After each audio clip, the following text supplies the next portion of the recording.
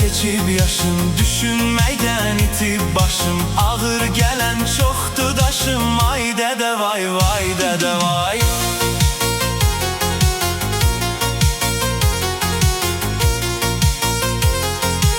Ay dədə vay, ay dədə vay.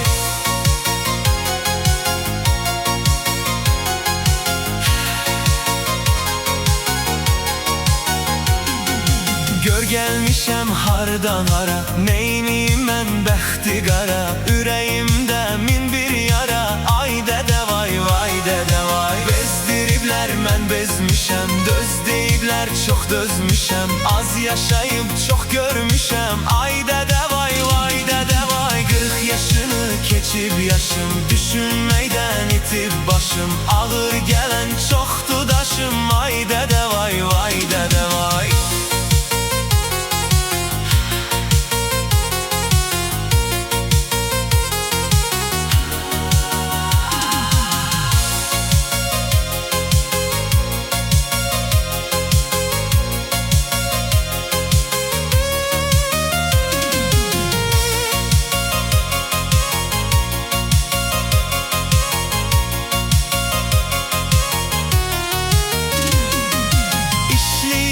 Yoxdu pulum, bilinmir sağım solum. Bağlı qalıb əlim qolum, ay dədə vay, vay dədə vay. Gürbətdəyəm, yox bir kəsim, neft çaladır bil adresim. İşləməyir Mercedesim, ay dədə vay, vay dədə vay. 40 yaşını keçib yaşım, düşünməkdən itib başım. Ağır gələn çoxdu daşım, ay dədə vay, vay dədə vay.